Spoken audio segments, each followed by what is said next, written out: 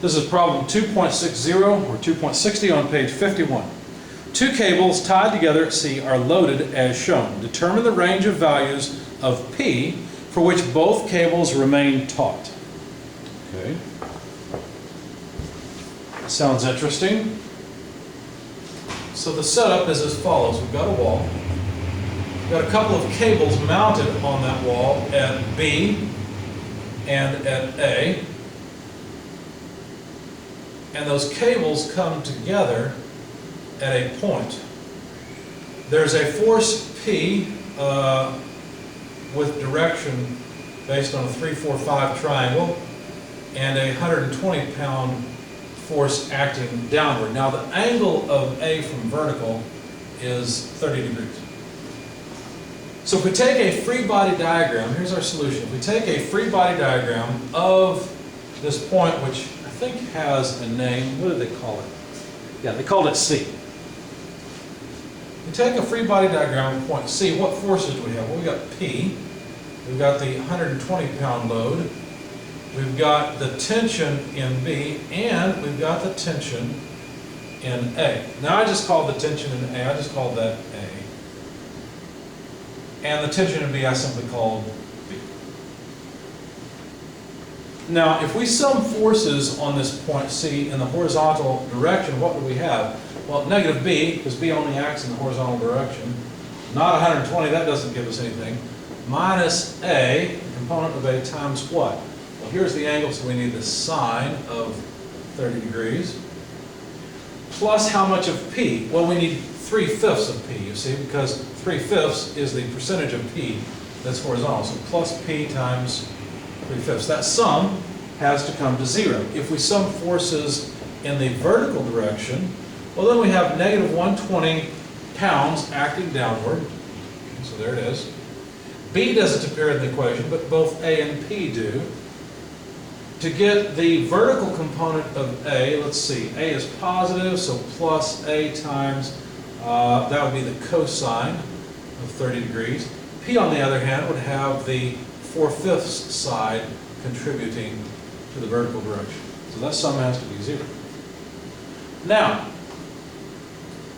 the range of values for P is going to be determined by when the force in cable A goes to 0, and then A is not 0, but B is 0. So right at that moment when cable A goes to 0 or cable B goes to 0, we would like to know the value of P, and then P should be in that range.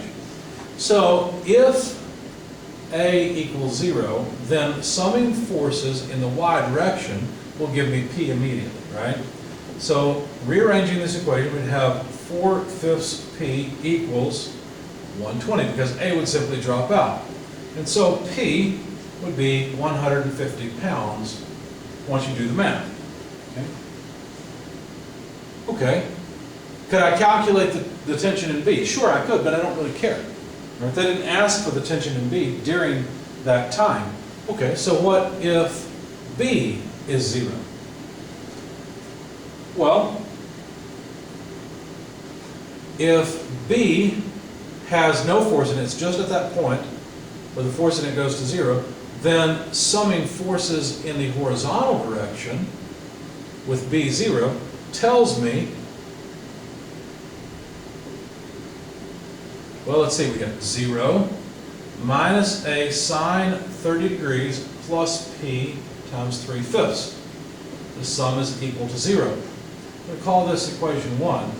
And summing forces in the vertical direction tells me that negative 120 plus A times cos 30 degrees plus P times 4/5 equals 0. Now I have a system of equations that I have to solve. If I rearrange this equation, I can solve for A in terms of P. So when you do that, what do you have to do? Well, let's see, move the 120 to the other side, and move the 4/5 of P to the other side, so minus 4/5 of P, and then divide by the multiplier on A, cosine of 30 degrees.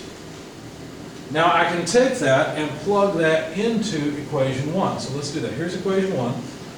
So I've got, let's not write the 0, I've got minus A, but A is 120 minus 4/5 P over cos 30 degrees. That's just A times sine of 30 degrees plus P times 3/5 equals 0. So now I have to solve for P.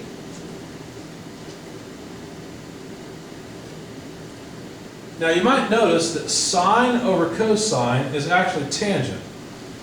So negative tangent of 30 degrees takes care of this piece and this piece and this piece, times 120 minus 4/5 P plus 3/5 P equals 0. Or better yet, let's put this on the other side, equals negative 3/5 of P.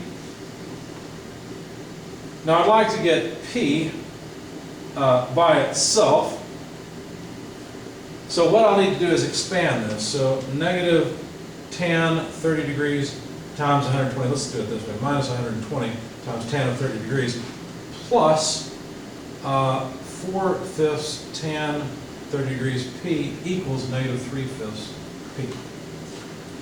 Now I'm running out of space down here, so I'll have to go up and continue. I don't think we need these anymore, so let's just return to the top.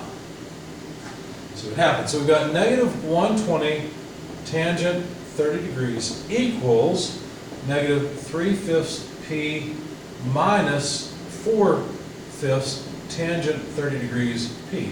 Of course, we can factor out the P and say that negative 3/5 minus 4/5 tan 30 degrees times P is the same thing. And so now you see that P is just equal to, let's cancel all these negative signs, 120 tan 30 degrees over 3/5 plus 4/5 tan 30 degrees. And so that is just a number that comes out to about 65.24 pounds.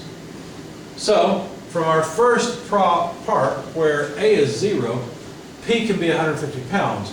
But for B to go to 0, P goes down to 65.24 pounds. That's it. That's the range that P can exist within. So basically the answer is that P is greater than or equal to or less than and equal to 150 pounds, or on the other side 65.24 pounds. So really that's the answer. P can exist in that range, and the cables will remain taut within that range.